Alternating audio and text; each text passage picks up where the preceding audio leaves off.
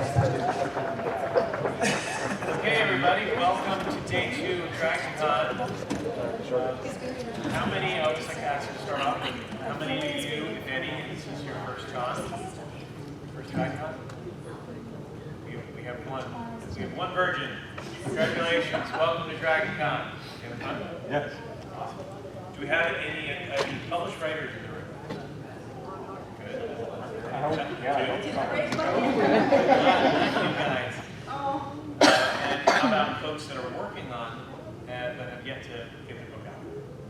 All right, a bunch of people. Okay, so this panel will be both from the perspective of fans, readers, and also those folks that are asking questions about getting their own works finished or out in public. So I'm going to try to save time, at least 10 minutes or so at the end for folks to ask questions. But until then, I've got a series of questions I'm going to pose to my fellow panelists. We'll start off with introductions. We'll start with you, Mike. Hi, I'm Michael J. Allen, professional goofball, owner of Star Wars titles, and blah, blah, blah, author of super nut science fiction fantasy, like 40 books. I'm Kim Harrison, best known for The Hollows, and I'm here because I went to school to become a biologist, and I actually have a degree in science, engineering, and technology, and I do use my degree. My dad says, what is she doing? Why did she go to school? Now she's a writer. It's like, Dad, I use my degree every single day. I'm Milton Davis, author and publisher. I own a company, MD Media, specialized in science fiction and fantasy based on African diaspora culture and traditions. And I am a chemist by training and working. I specialize in certain forms of polymer chemistry. Hi, everybody. I'm Glenn Parris, the author of the Ifulu Saga. Middle book is Dragon's Ear, prequel coming out early next year, about an alternative to the ancient alien proposals of who started everything those years ago. I am a rheumatologist by training and practicing these days over here, right? Doc, my back hurts. Can you help me?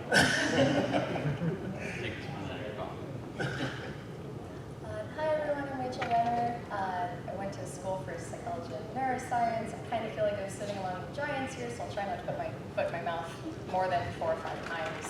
I write contemporary fantasy, best known for the Gilded Blood series.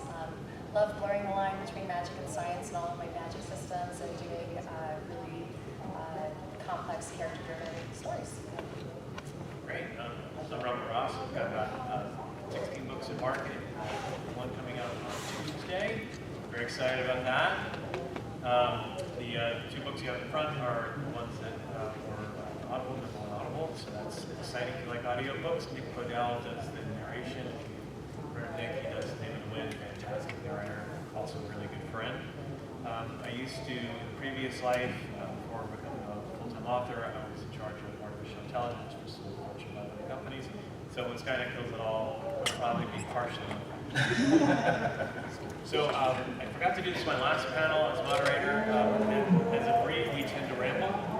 Let's not. So I want to leave time for our audience to ask questions. So try to keep your questions clear, fun, but concise. Did you bring a cane to I really Need more mine. I needed a squirt gun, you know, the cats spray. But I left my squirt gun at home. All right, so let's start with defining some terms. What is magic to you guys? Let's start with you. Of course, that's not a hard question at all. Magic is to you? Yes, exactly. I trust you. Thank you. Magic is the fantastical. Sometimes actual science that can't explain it, and sometimes, depending on the world, an energy source that nobody on that world knows how to define. There's no right answer. Just to you, what is magic to you? We just go down. Yeah, we're going to go down the line. Okay. Well, I write a couple different magic systems, so it depends on what book I'm actually writing. In The Hollows, magic is the ability to tap into an energy source that I don't really define until when I'm really deep into the series. And it does tend to have a kind of a mix between a religious and a scientific basis. On on the series that I'm working on developing right now, which is the Lucky series. It's more of a science base than the hollows, and I'm actually like splitting light and the energy that's produced from splitting light into a particle and its wave. That's the energy that they're using to do their magic. So magic to me is just finding a new way to just go the next step in science, and only a few people know how to use it.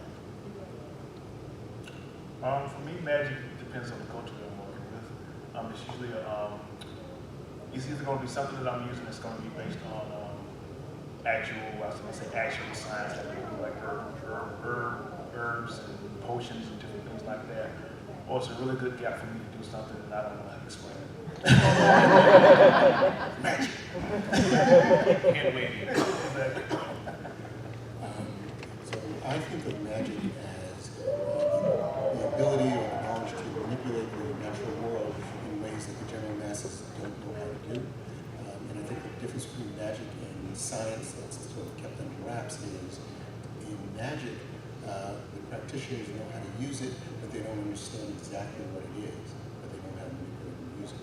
Whereas in science, they not only know how to use it, they understand the basic physical principles of that art.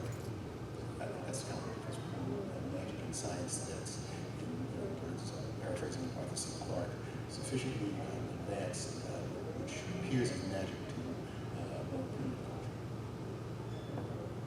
Jesus, you guys. Alrighty, I'm fifth in line after all that. I have nothing to add. Good job.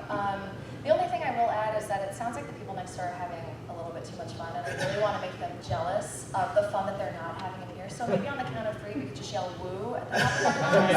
I'm not kidding. 1, 2, 3. Woo! You know, they are so sad they're not in here, and that's fucking magic. It's not before 10, so don't keep me out having fun. And you worried about not being a giant. All right, so for me, I got I was a little stolen there at the end. So my foundational was Past Mom and Arthur C. Clarke when I was growing up. Robert Heinlein. So I'm a big believer in the whole, and I actually wrote it down so I got it right. Any sufficiently advanced technology is indistinguishable from magic, and I twist that as well, which is any sufficiently advanced magic is indistinguishable from science, depending on the framework of your audience, right? So then you're right, the audience inside your books.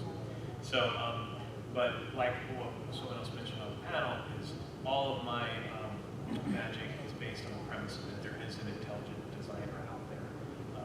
It's broad-based so that somebody of a variety of faiths or no faiths can enjoy it, but there's just too much complexity in my magic systems to just prove it. So that also allows for some rule-based things that we'll get to some follow-up questions. All right, my next question is for everybody to describe one of your magical systems and how it relates to science. One of your magical systems, just one, and how it relates to science, and we'll start at the end of the chatting. Okay, do you guys want to hear about blood, scientific, elemental stuff, or time-bending epilepsy? Don't say time-bending epilepsy. That one's my softest magic system. Scientific element. Okay, so in my Lightning Conjure series, I know it's been done 1.5 million times before, but I love elemental magic. So I wanted to take elemental magic and really get it down to like almost a molecular level. So my Terramancers don't just move rocks around or cool and heat lava. They can actually take certain elements and combine them with other elements to make new elements. The more powerful they are, I have different steps. And then my Electromancers don't just conjure lightning from the sky, which they do, it's very cool. But our bodies run on electricity, our brains run on electricity, our hearts, for better or for worse, run on electricity. So an Electromancer can do some really, really wonderful things or some really horrifying things. And that was a lot of fun to explore. So if we're talking about science magic, Your magical system. magical system. Your magical system. So I took vampirism in a different direction, and these vampires are different. I'm sorry, undead. These vampires are different from any other vampires I've ever seen. They're collective intelligences, and as a collection of electromagnetic organisms, they colonize a body after biting, and they take on that electric stamp of memory. So they have the personality of the person that was bitten and died, and they will live as long as they can get ferromagnetic punishment from blood. So they can't see their own reflections in mirrors because they're collective organisms and they're seeing from different angles. They can't see things that are reflected. They can see things directly but not reflected. Hence mirrors, moving water. So I kind of built the lore into a more scientific based. So that's. Do they sparkle though? No, they do not sparkle. Excellent. No sparkle. Excellent. Actually, they're graphic, all different things.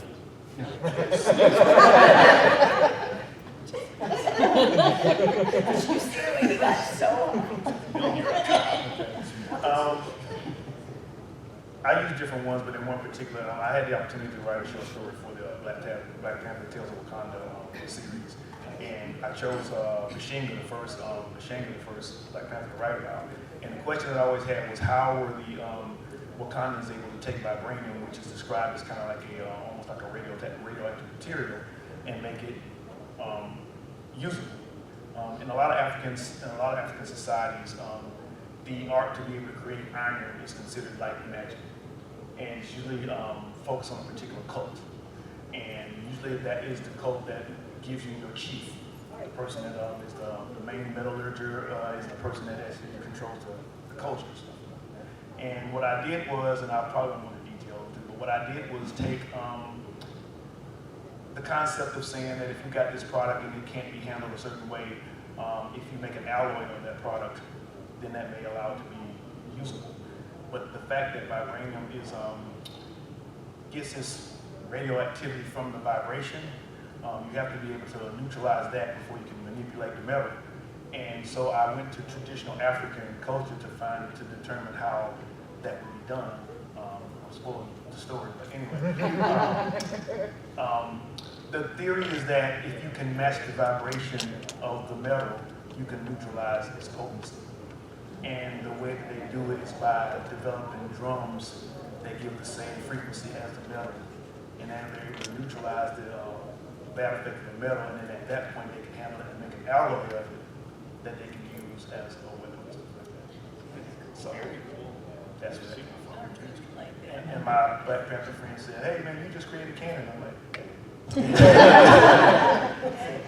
Well, I follow that. Okay. Let's see. The magic system that I'm most invested in developing right now is for the Lucky books. The first one came out with 3 kinds of Lucky. The second one is I'm working on right now. And in this series, I wanted to delve deeper into the waste that we create. That was the kernel. Usually when I write a book, it's because something's bugging me, and just the waste that we produce was kind of getting on my nerves. And so I developed a system where I wanted to talk about the waste of magic. And in this particular system, I have the mages who separate light into its particle. I think they use the particle, and then the spinners use the wave part. And when you split that, and what's left is the dross. Well, the dross just kind of lays around and makes trouble.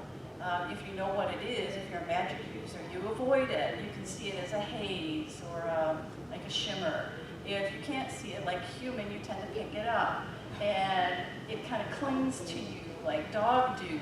And it eventually will dissolve and break and give you bad luck. That's the crux of the books. Then I have the sweepers, who are magic users who can't do magic, or so they think. The sweepers can see the dross, they can handle the dross without it breaking on them, and so they've been relegated into the trashmen of the mage world. And Okay, you convince me. You're just triggering over there. Just go over, and you'll understand why in the next minutes. And so, of course, I've got Petra Grady, who is a sweeper, or is she? She learns that if you leave this dross alone long enough, it builds up to cause really big problems, like an elevator dropping to the basement, or Chernobyl, or you don't want to take this stuff into space, but if you do, you're going to have a big issue. So she's picking this stuff up, and she realizes that if you leave it long enough, it becomes intelligent. Well, that's when the story really starts to ramp up, because the mages had been systematically destroying the very balance that would keep the world, on kilter. And I think I've talked enough about it. It's basically finding a balance between how to get rid of our waste. What can we use our waste for? It's not just waste, it's energy. We got to find a way to use it, and that's what the books are about. Okay, so since I introduced myself first, I didn't talk about what the science background I started with. So I'm going to roll through this really, really quick. Please try to keep up with me. In my failed aspirations for aerospace to design the space stations for NASA, part of that journey was to work as a Navy nuclear power reactor operator in an electrical plant technician, master, whatever it is. So I have a lot of background in energy and moving it.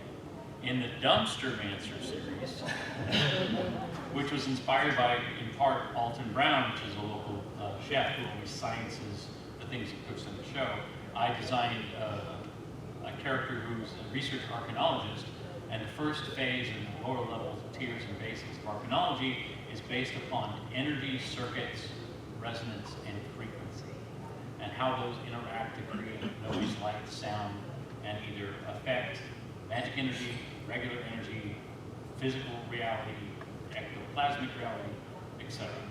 On top of that, the world is actually split by a big ritual when the Fae want to get rid of it, creating the silver twin Earth, which is a conjoined twin planet where a second set of magic ends up, which is more relational, say, thaumaturgic, but it really still is connecting energies, maybe in a kind of entangled way, you might say.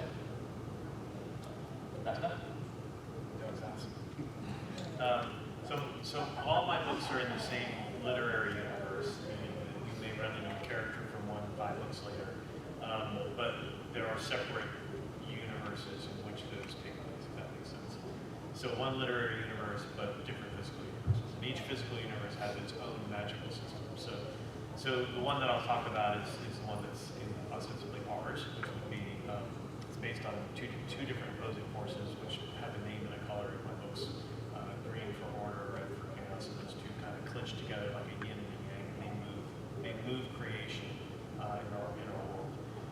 And the limiting aspect of it is that matter can't be created, matter and energy can't be created or destroyed. It can just change forms. So the magical aspect of it is a person who can channel that order or that chaos. They can't do both. Rarely they can do both, but it's really bad.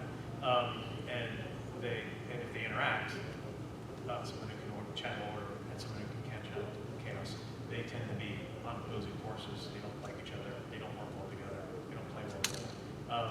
And those two forces are in total equal but opposite, and they can't be created or destroyed. They just change forms. So those people channeling that can take that energy and do something with it, and that's the magical system.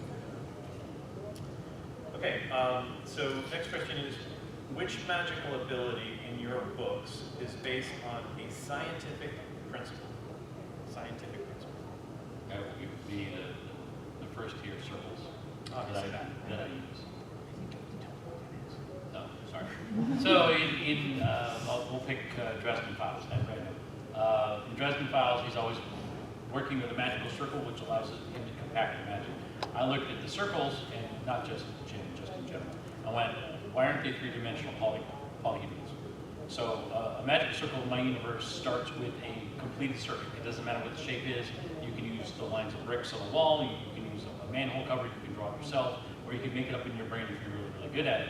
At that point, you create a three-dimensional field, which is definable by variables, to set into place some sort of effect.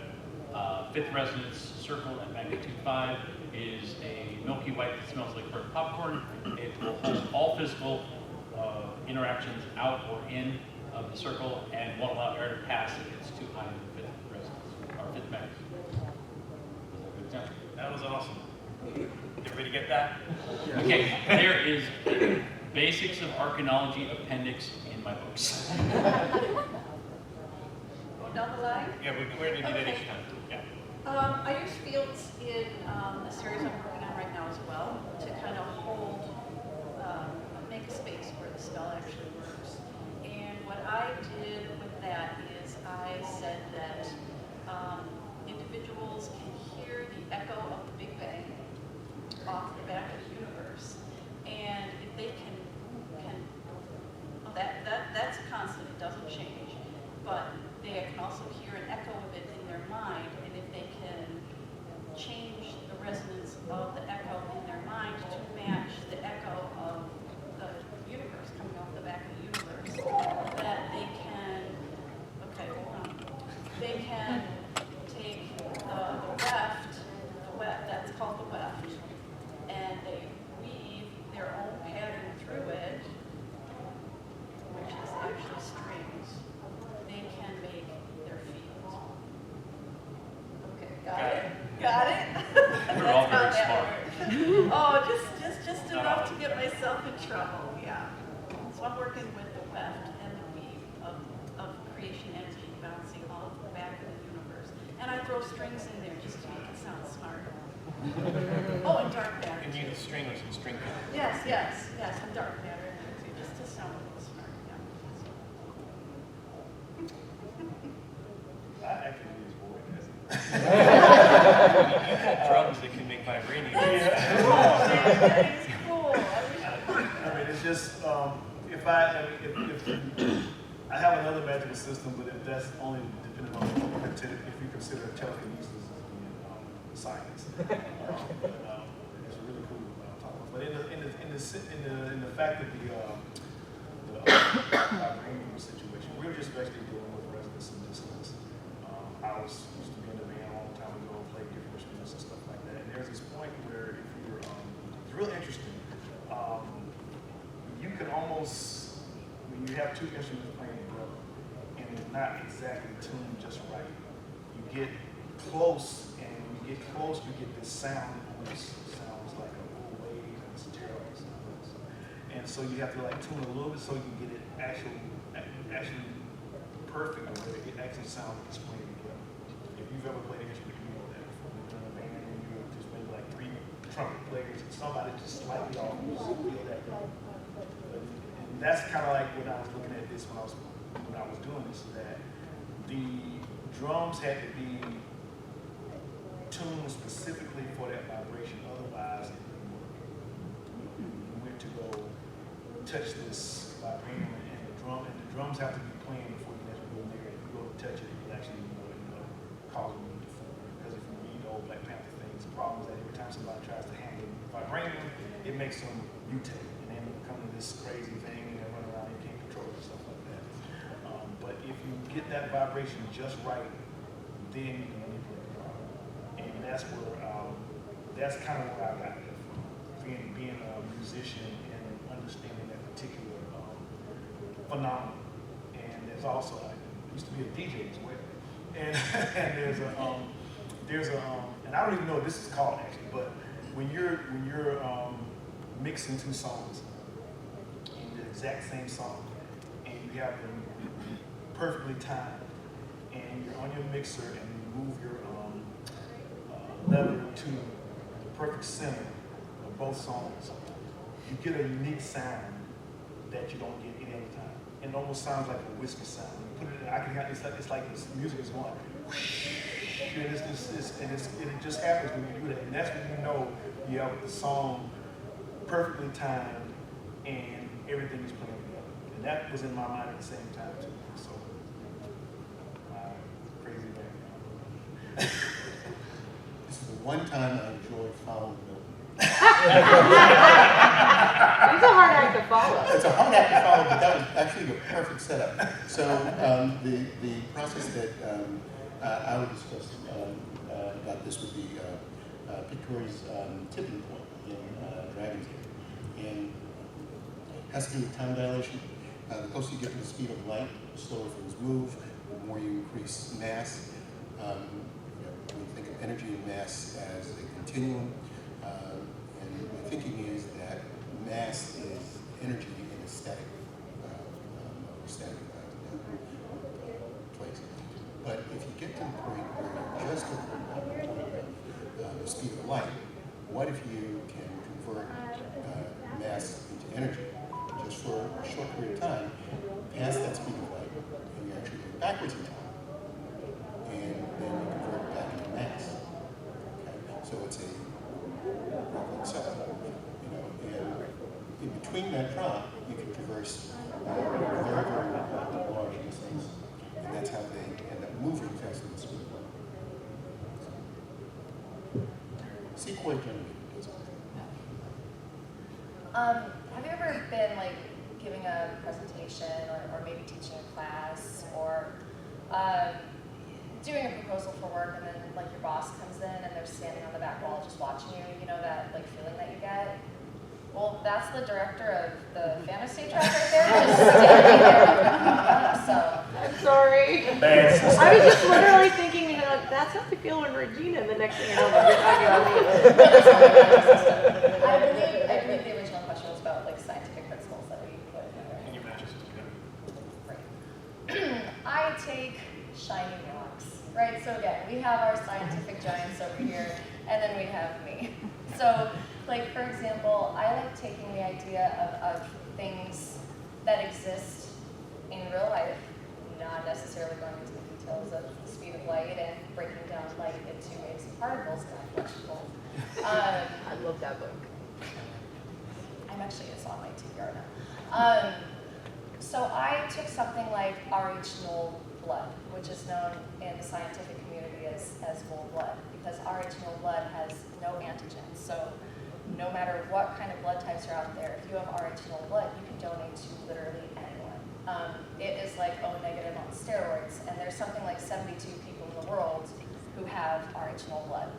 And so I thought, what if we take whole blood to an actual, literal level? And I made the Guild of Blood series about a tattoo artist who has Rh0 blood, which means every time she gets a paper cut, she has to be nervous because she can't get blood transfusions from anyone. And I thought, what if this blood was special not just here, but in other realms too, and was able to manipulate that into unlocking magic across the 2 realms, and then breaking it further down based on the blood type you have. That's the type of magic you can do. If you're O positive, you can create. If you're O negative, you can create to a lesser extent without a catalyst. So things like that. So again, I think taking a little bit more pseudoscience, right? Like turning pica into like extracting magic from minerals. Every mineral, based on the purity of the crystal, can do a different type of magic. So that's me going, magic. No, I think that's really cool, and I think that magic systems that even have the whisper of science in them, which is what yours is doing, is just as valid, sometimes even more interesting than the ones that have like a secret to follow. Right, because you can bend without breaking the rules, which is That's gracious of you. So one of the things in my magic system that's most closely aligned to science is the temporal portals that the characters think are. So in the first book, it's this character is trying to figure out what the heck just happened to him, and he's trying to make a temporal portal. He's trying to go back like a year, and he ends up going back to primordial Earth and on the steps of lava. So he missed the mark. And as one of the characters, the other characters is saying, why is this so difficult for you to do this? And he explains that what he's trying to do is there's a faster than light particle called a tachyon, and then he's trying to visualize what that tachyon particle is reflected off of from some point in the distant future, and then creating a portal to that specific location. So because that tachyon particle can travel faster than light, ones that have traveled for a longer period of time or further back in time, he's viewing those the same way photons are reflecting off of each of us, which is why we can see each other.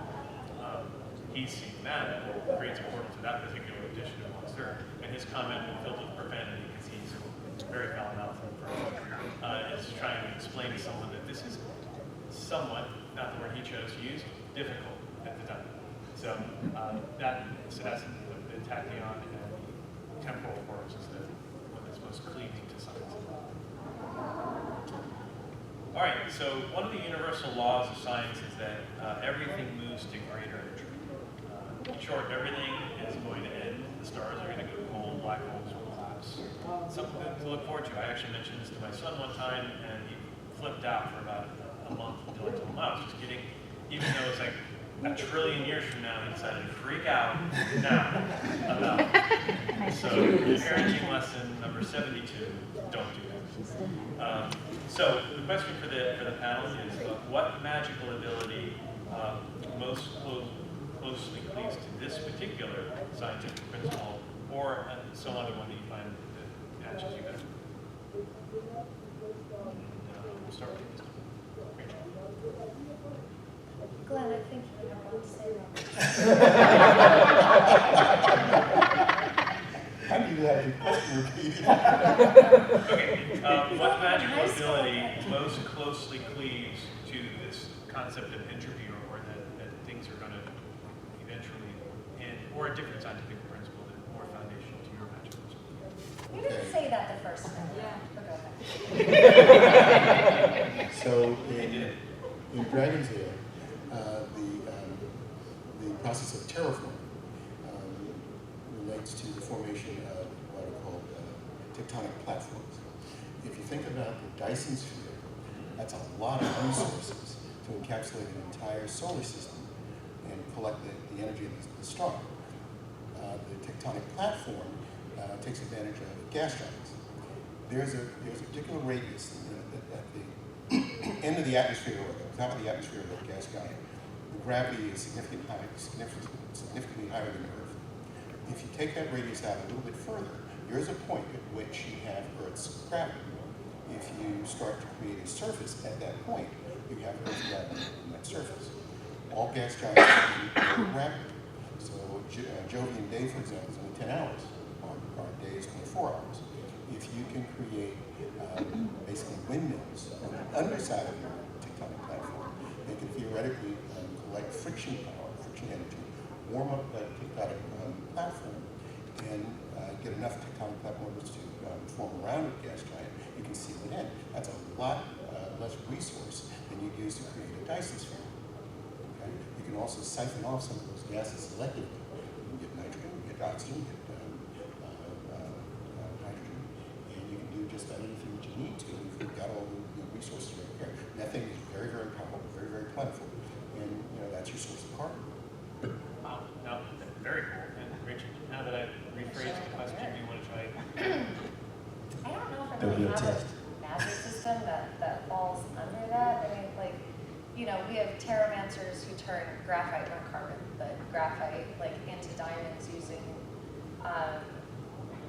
heat and pressure, and sometimes bring in aeromancers who can do cool things like oxygen and stuff. But, like, honestly, again, I go more into a little bit of, like, the pseudoscience, and I don't have things like Dyson spheres, which that was an amazing answer. That was great. So, actually, I got to enjoy it. Cool.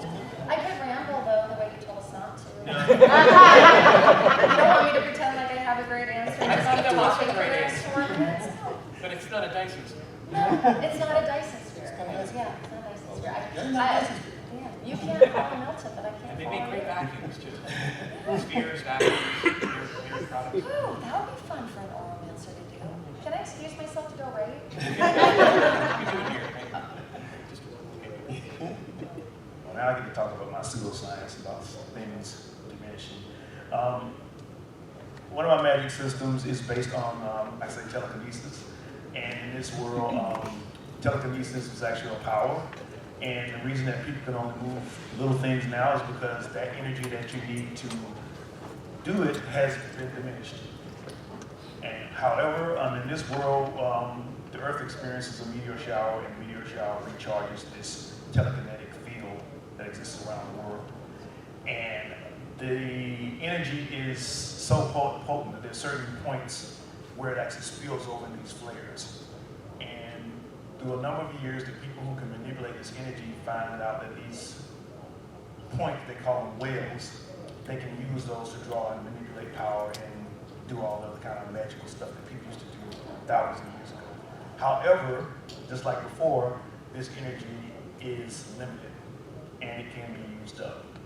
So what has happened that we've reached the point in this world where the wells have gone dry, and now these people who manipulate that power are fighting each other to claim the wells.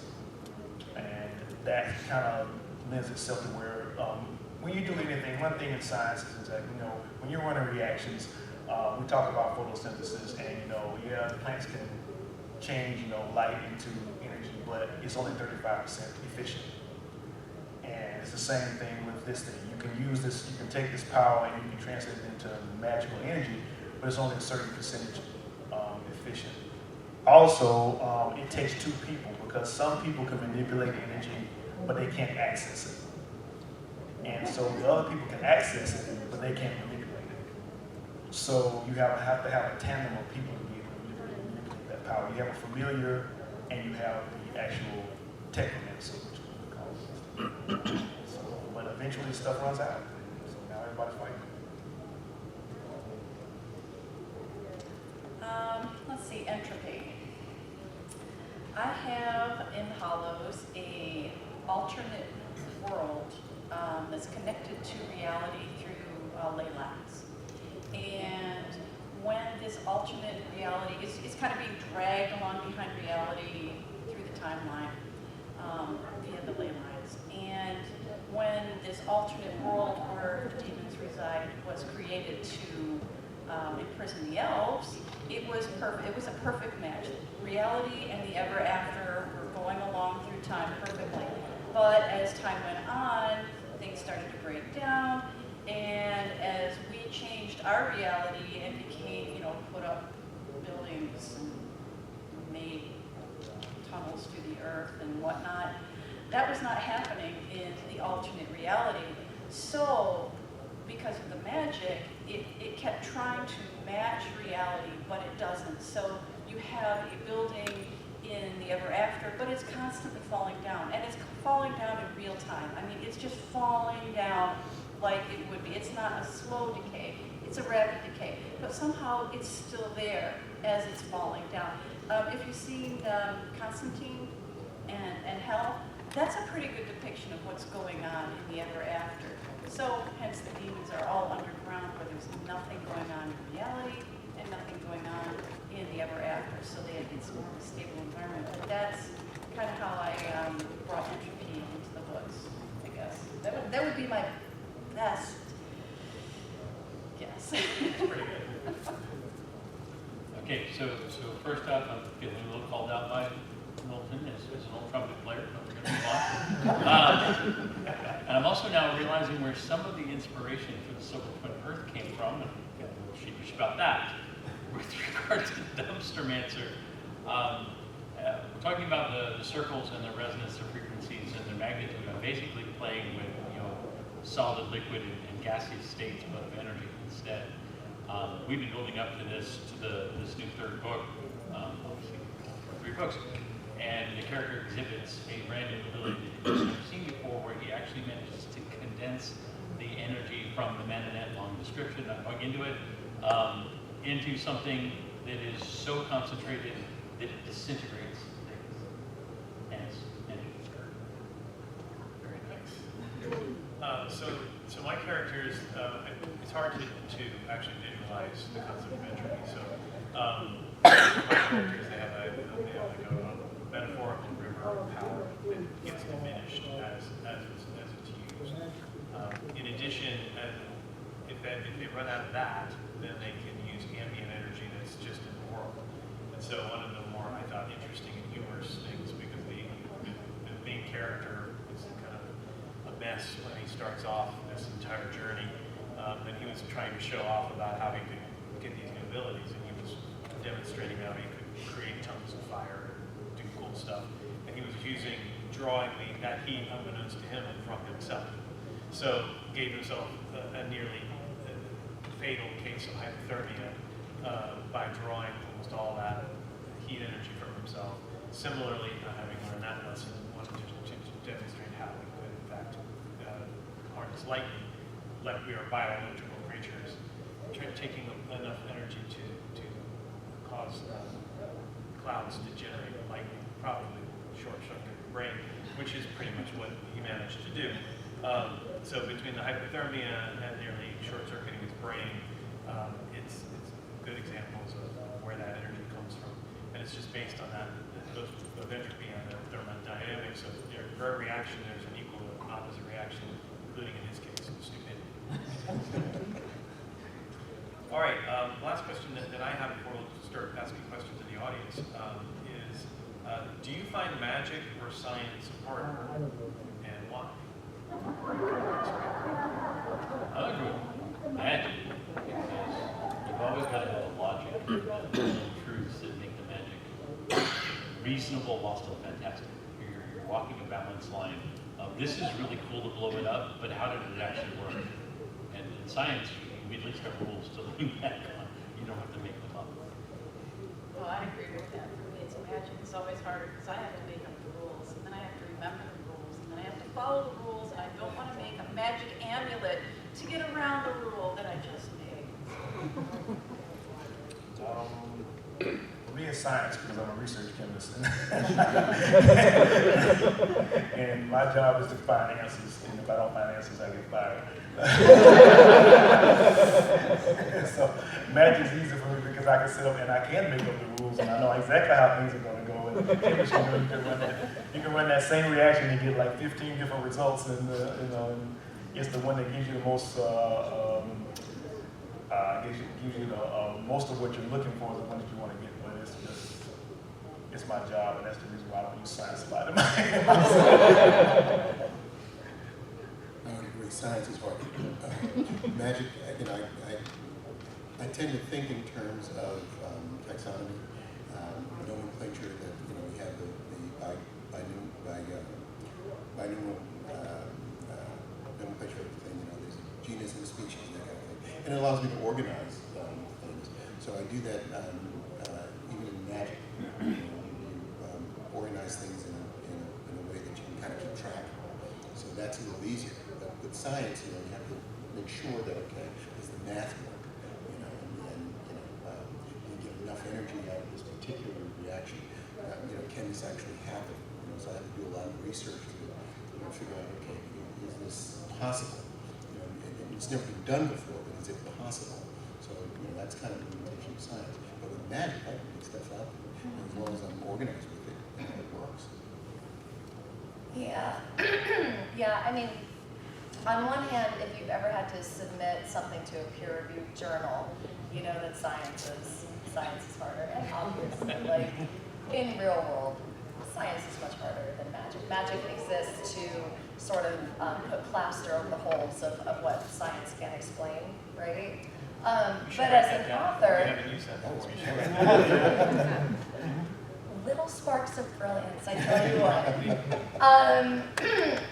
But as an author, magic is hard. What you do in book one has to hold up through that entire series. And for some of these authors who write, like I was on a panel with Martha Carr, who I guess has 200 books in a series. Like I don't know how that even happens. But what you do in book one has to hold up. And thank God, or science, or the universe, or the flying spaghetti monster, or Cthulhu. Until the end of the universe, physics and science and, God willing, entropy will be upheld. But if I can't find my notes for book one, then God help me in book 5.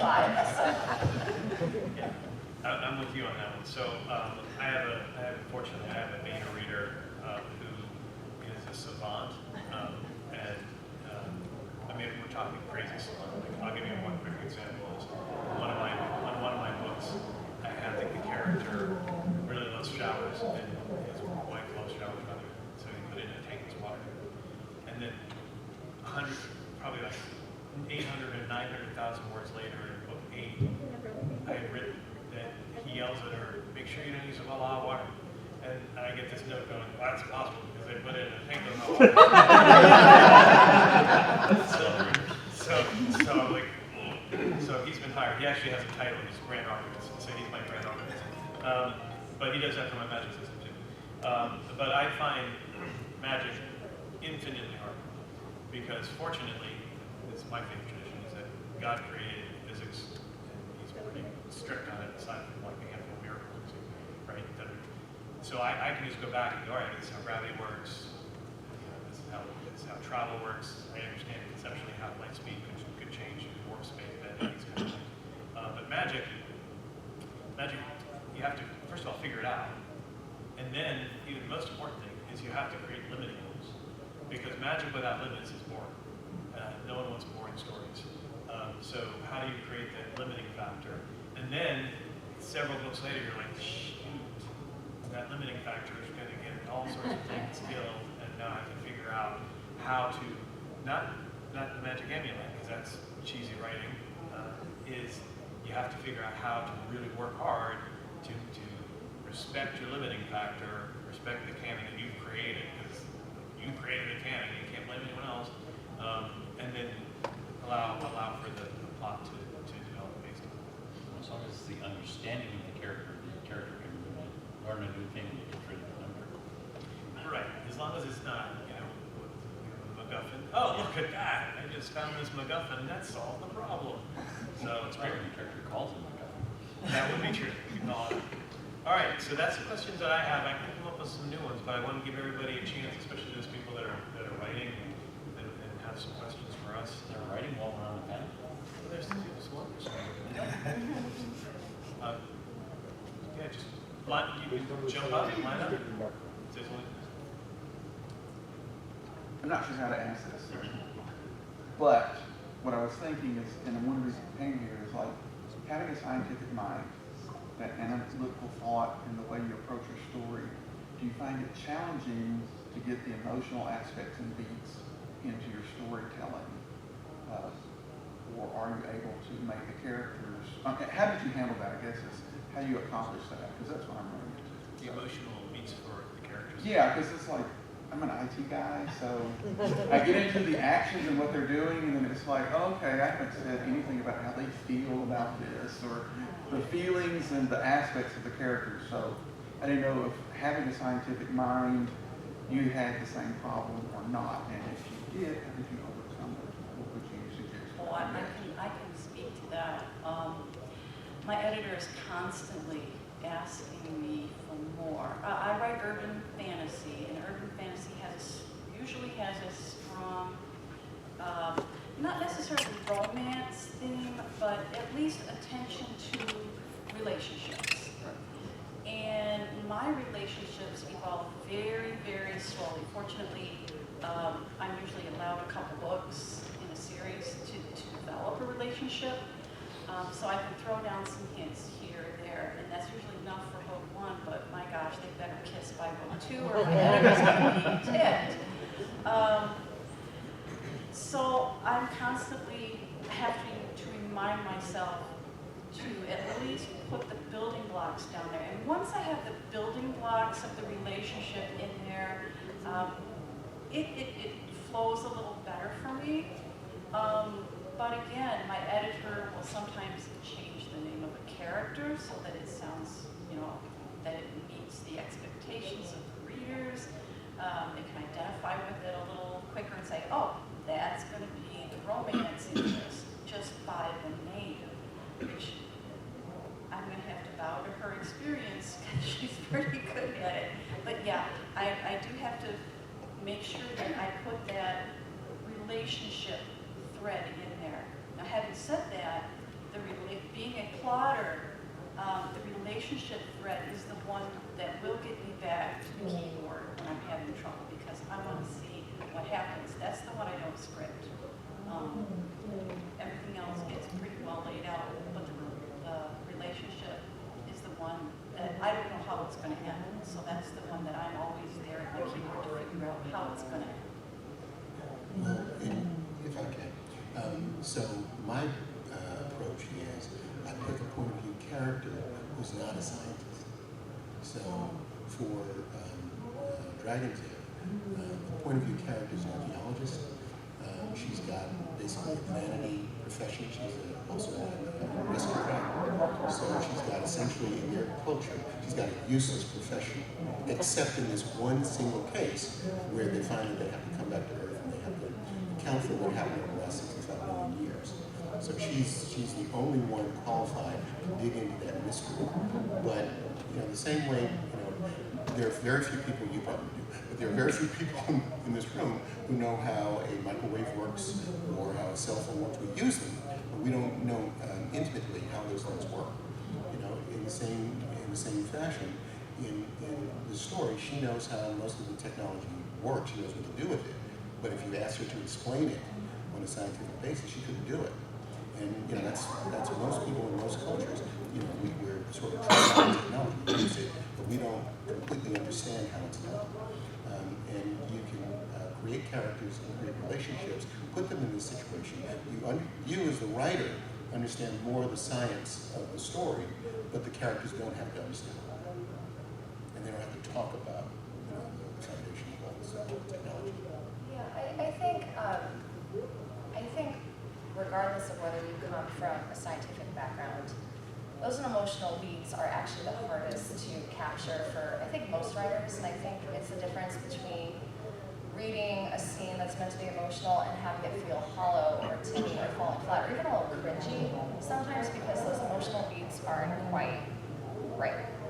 I saw this painter once who was brilliant. She started with a skeleton. Like she would paint the skeleton with acrylics, wait for it to dry. She went back and she added muscle and sinew and tendons and tissue, and then at the very end she would put on the skin and fill those out. And I think sometimes when we're writing, we're so excited to get the actions and the plot and the descriptions of what the scenery looks like and the science behind the magic.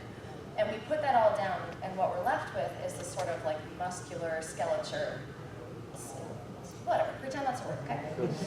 And what we're missing is that thing that brings it from like this uncanny valley of not quite right, and putting on that final layer of tissue to make the full picture. And so sometimes I find that it's when the book is done.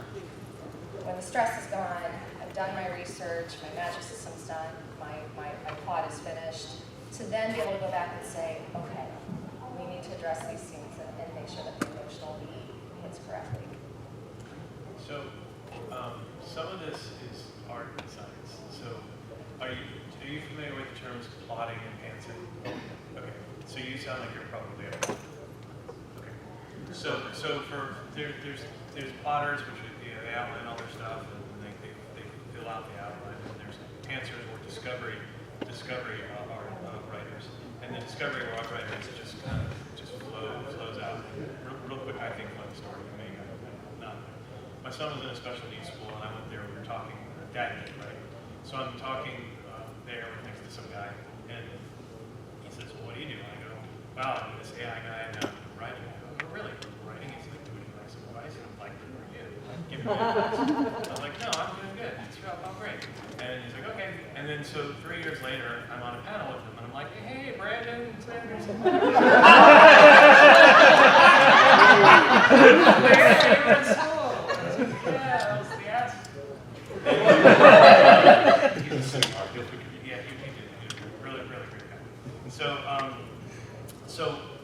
My characters are a little different than what Rachel described. Have you ever seen the movie The Man Who Invented Christmas? If not, I highly recommend it. Yeah, oh my gosh, it's really good. So Yes. that's me, and my wife has to deal with it because I literally talk about these people. I'm like, well, that's what they're doing.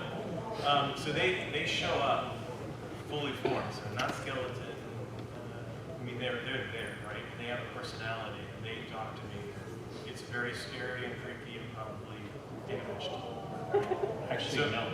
There was a scientific paper on especially discovery writers, but all writers, and how their characters become more and more real, and they take up the same place your mother would, so that you can have that argument with your mother that's so strong in your brain that you then go tell your mother what she said to you when the argument never actually happened.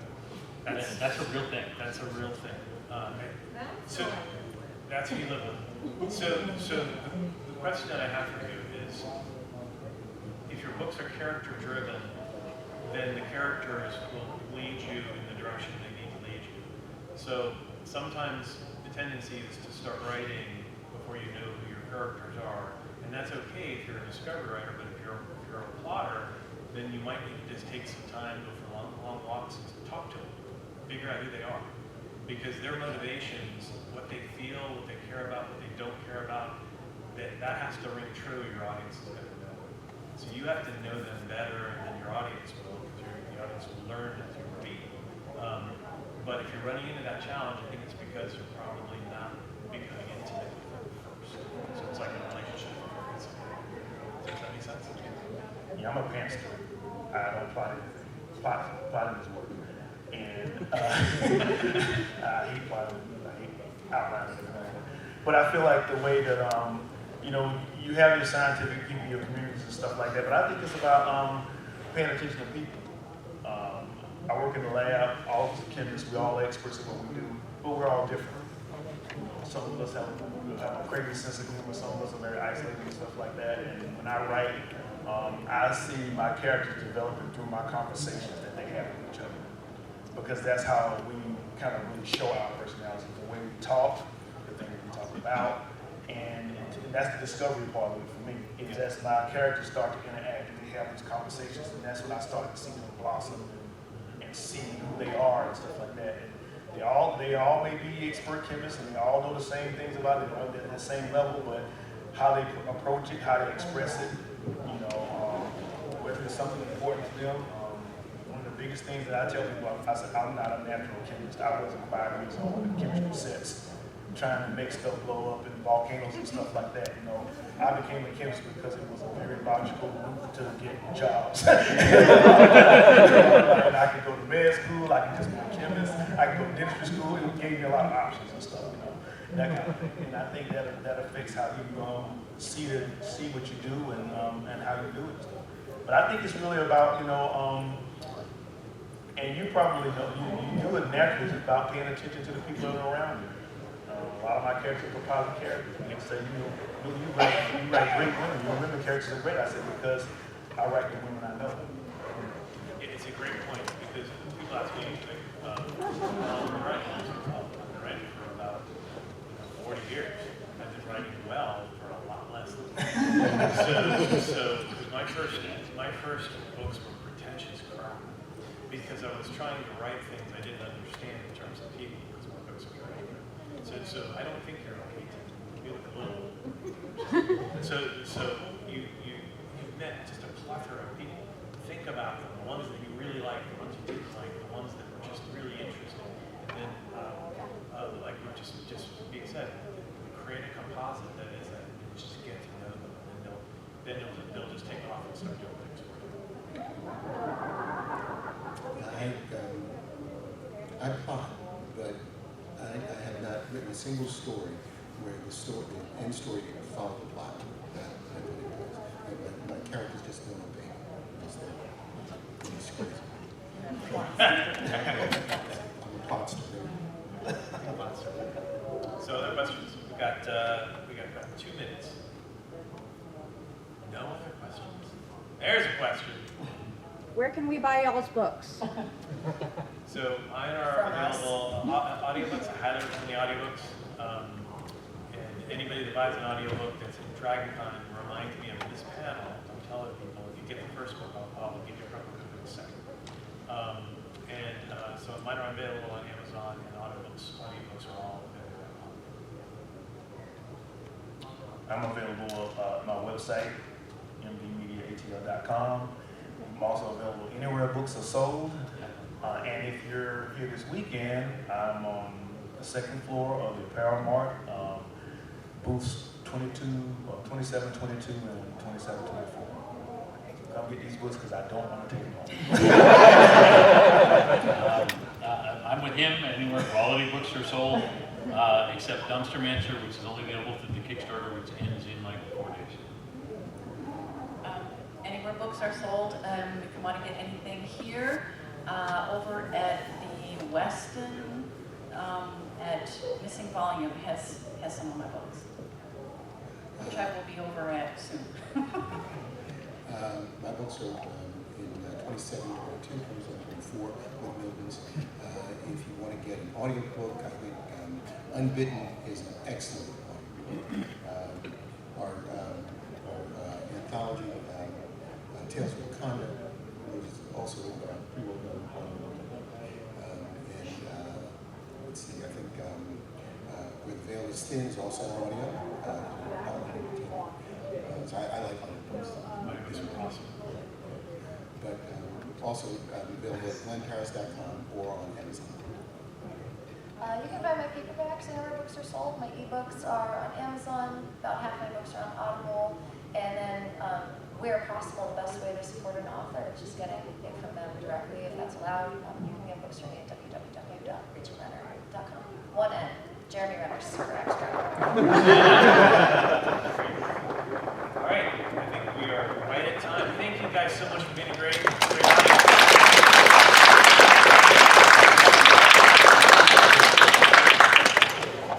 Oh, you guys can hang out for up to 15 minutes, I think. Yeah, any questions?